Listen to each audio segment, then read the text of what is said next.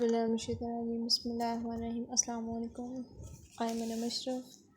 Roll number 862991. Today, uh, the topic of our MCQs topic is automatic, and smart instruments and their application with special emphasis on clinical, industrial, and quality control aspects.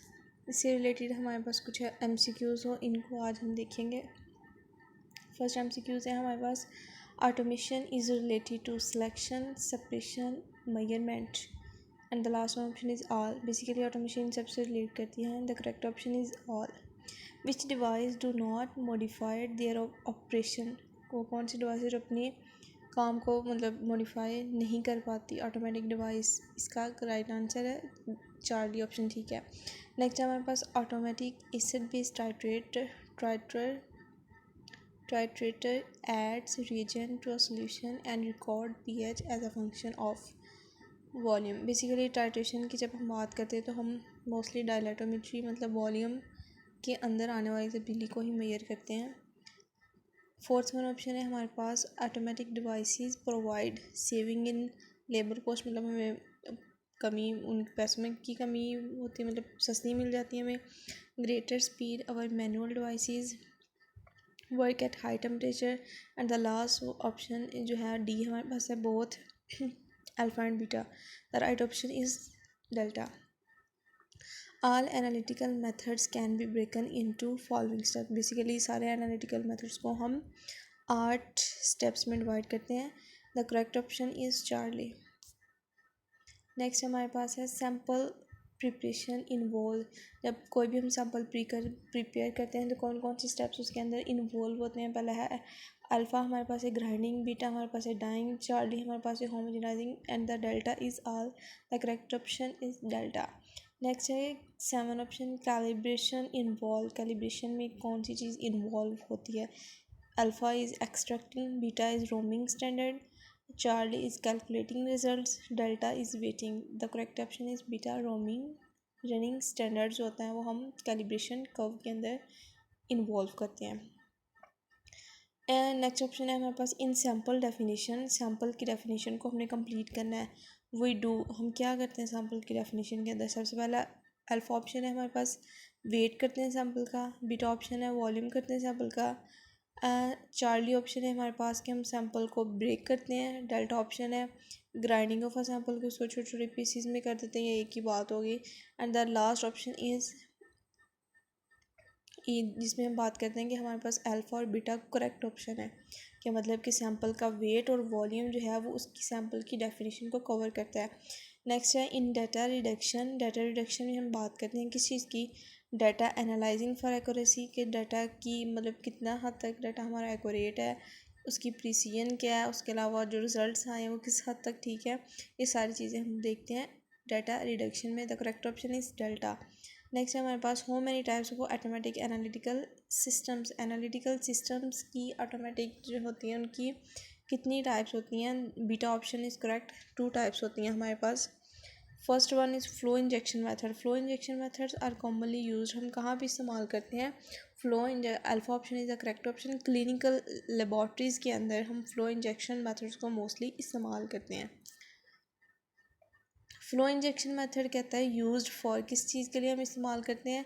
जब हम laboratory में clinical के लिए इस्तेमाल करते हैं. Delta option is the correct option. इसमें लिखा हुआ मेडिकल डायग्नोस्टिक पर्पस, क्योंकि हम क्लिनिकल लेबॉर्ट्रीज़ का इसको सबसे ज़्यादा यूज़ करते हैं.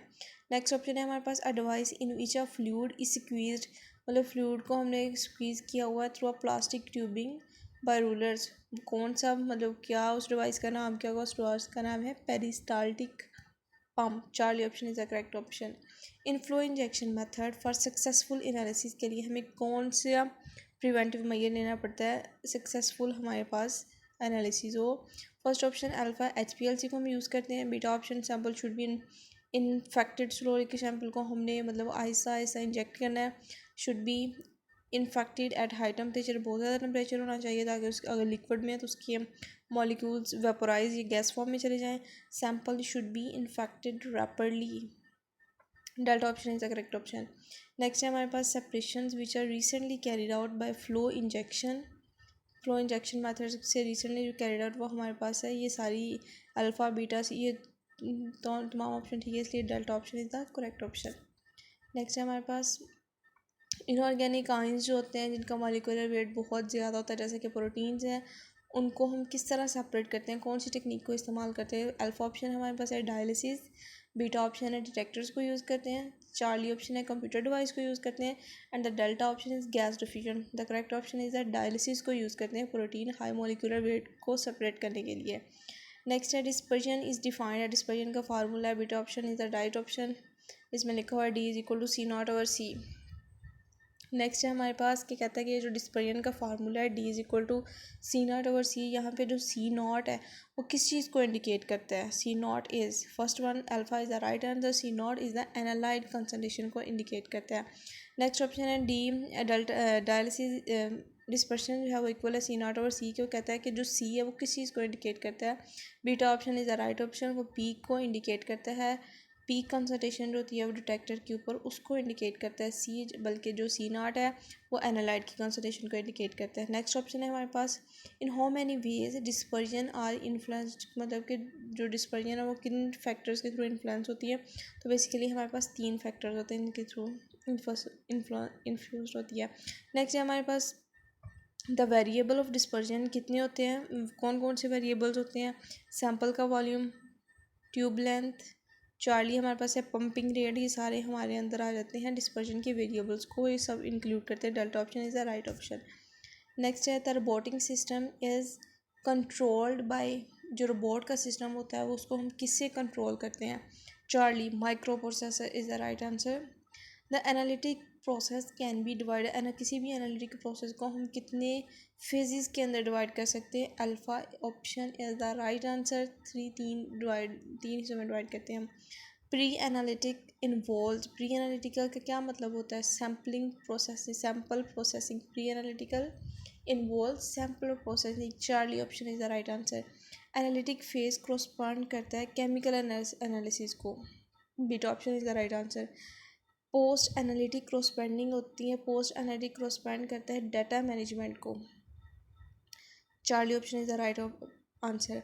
विच phase of the analytical process is the most automated, मतलब हमारे पास प्री एनालिटिक होता है, पोस्ट एनालिटिकल होता है, एनालिटिकल 3 फेजेस होते हैं, तो इनमें से सबसे ज़्यादा जो ऑटोमेटेड है वो हमारे पास एनालिटिक फेज़ होता है, Charlie option is the right answer.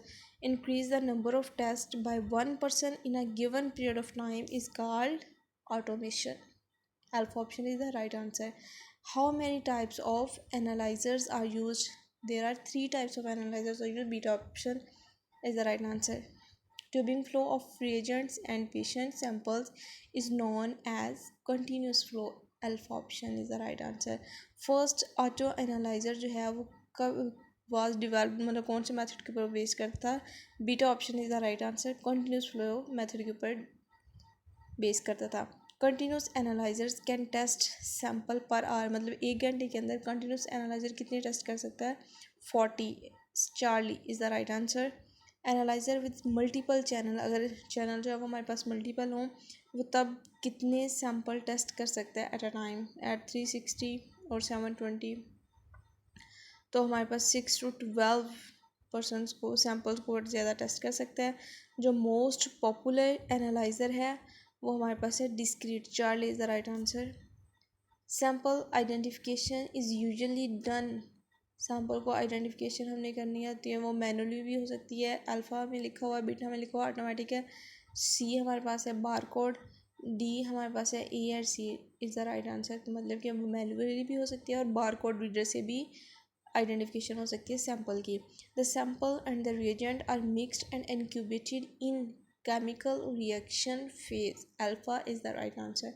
Optical readings may be initiated before or after all reagents have been added. Alpha is reaction phase, beta is measurement phase, Charlie is standard phase, sample D is sample phase. The right answer is measurement phase के अंदर हम optical readings देखते हैं। Laboratory personnel must perform and observe, वो क्या उसे क्या करना चाहिए, उसे बहुत क्वालिटी एंड एश्योरेंस और क्वालिटी कंट्रोल को देखना चाहिए। Charlie is the right answer. Automation क्या है, वो किस चीज़ को इन्वॉल्व करता है, स्पेसिमेन की प्रिपरेशन में या आइडेंटिफिकेशन में या लेबलिंग में, प्रोग्रामिंग ऑफ इंस्ट्रूमेंट, ये सारी चीज़ें होती है वो ऑटोमेशन इन्वॉल्व करता है। Delta is the right answer. E is the right answer. Which instrument has designed principally to enable request and report action, मतलब वह कौन सा ऐसा इंस्ट्रूमेंट है जिसको हमने डिज़ाइन किया रिपोर्ट को, वो हमारे पास होता है smart. Beta is the right answer. Smart devices होते हैं, smart markers, request and report actions are enable through HCP app होती है जिसके थ्रू ये सारा कुछ होता है। नेक्स्ट है these actions enable practitioners to dispatch data submission request to the patient। Alpha में लिखा हुआ हमारे पास personal devices, beta FHIR server, Charlie point of care, delta all. C point of care is the right answer। The resulting data are stored and mediated through health system FHIR। Alpha is the right answer. इसमें EHR FHIR server दोनों include करते हैं। PGHO stand for किस चीज़ का abbreviation हमारे पास होता है basically. Charlie is the right answer. Patient gather generated health data, patient generated health data is the right answer. Patient generated health data types are, मतलब कौन कौन सी उसकी टाइप्स होती है। PROs, digital makes and activity में, ये alpha is the right answer. Which institute develop several instrumental impart with embedded sensors and electronic medical research institute, alpha is the right answer. Inductive powering system integrated into, जो integrate हम वो हमारे पास होता है joint, alpha is the right answer. Joint replacement. Next option है can be extracted to be dash can be extracted to improve your understanding, हम किसको इम्प्रूव कर सकते हैं, load stress and motion pattern, beta is the right answer. One of the biggest limitation is the signal attenuation from dash tissue of the body, जो biggest problem हमारे पास soft tissue में, delta is the right answer. The FCC specified dash bands to be used for implant products, MIC band, alpha is the right answer.